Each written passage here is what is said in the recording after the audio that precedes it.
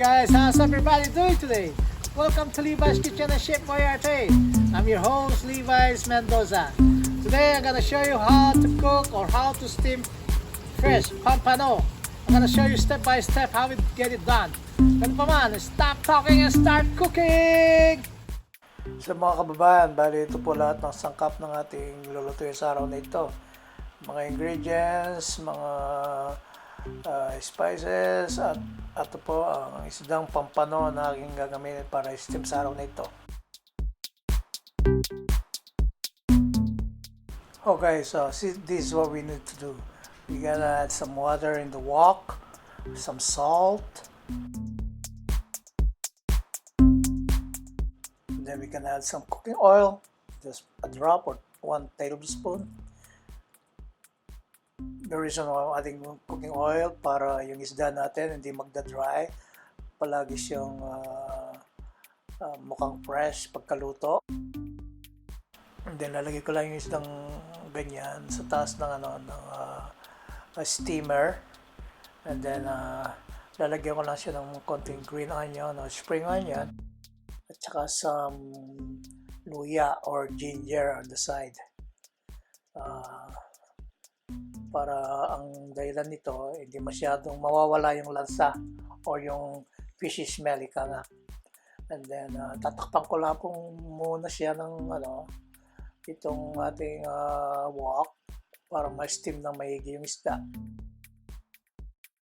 I'm gonna steam this fish siguro mga, I would say, 15 to 70 minutes just to get it done. Or 15 minutes is also perfect time for steaming the fish. Pagka-steam ng fish, tingnan natin kung anong itsura na. Ito, almost ready na po ito. So, ang isda natin ay ready na.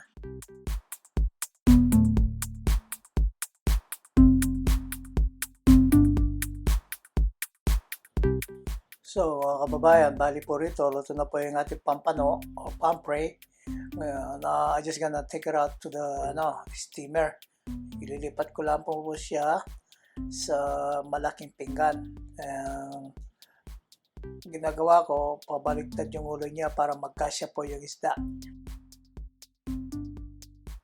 sa pinggan. Ganyan po. Now, we move to the next step. Magigisa na tayo ng kanyang toppings. Is 4 tablespoons of olive oil.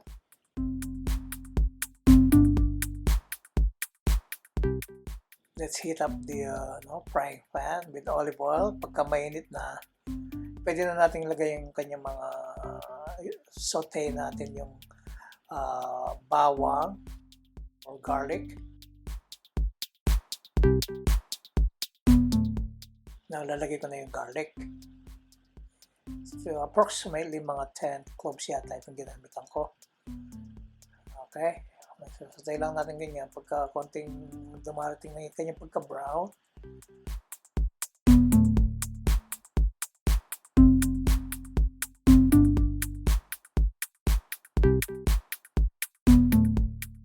Now, lalagyan na po natin yung julienne na ginger. Minipis ko, manipis ang slice niya, manipis. Thin slice, ika nga. Ganyan lang po yan. We always have to mix it all the time para malutong pantay yung ating spices or ginger.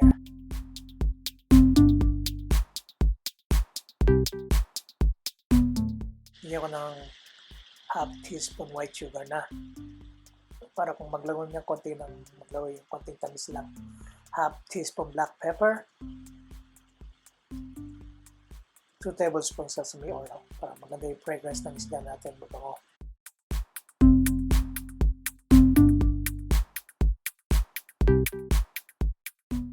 3 tablespoon fish sauce, patis. Mix lang po natin.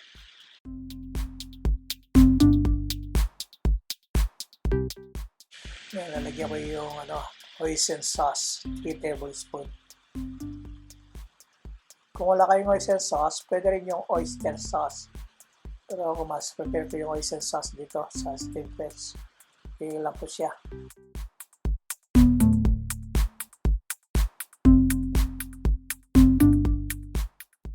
water. Lagyan po natin ng tubig o water. Para hindi mag-dry masyado yung ating sinusote. Tingnan lang po yan mga kababayan. Mga kababayan ko. Tapos, kuyang na natin sa pamulo.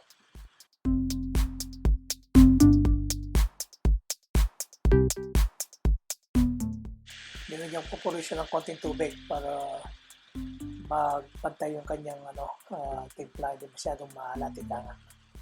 Ngayon, bubusan ko siyang konting spring onions, magkaroon ng konting texture. Tapos, tingnan lang po yan.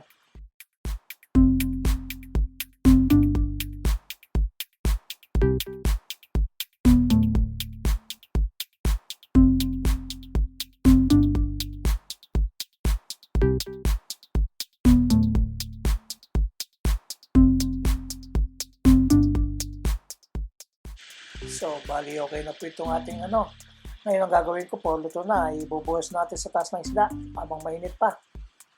Just like that. There you go. It looks yummy already. Hindi pa po tapos ito. Meron pa po tayong step na gagawin isa pa.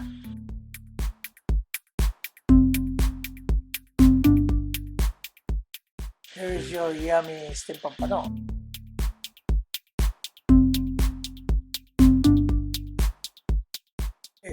Let's do the final touch.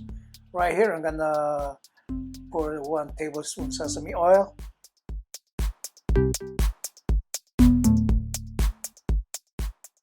Two tablespoons of olive oil. Bali, ito po yung kanyang final touch. Ipupur ko lang po sa taas ng fresh natin pagka kumukulo na. 1 teaspoon of seasoning. Anor seasoning. So, 1 teaspoon is fine. Para maglagay ng magandang alat ng isda. And then I'm gonna squeeze some lemon. Just like that. Then bring this to boil. Once it's boiling, you can just pour it on the top of the fish. Extra flavor, ika nga. Yan, yan lang po yan mga kababayan. Ayun, kompleto na po ang ating steamed fish. At ito na po ang masarap na steamed pampano made by the chef.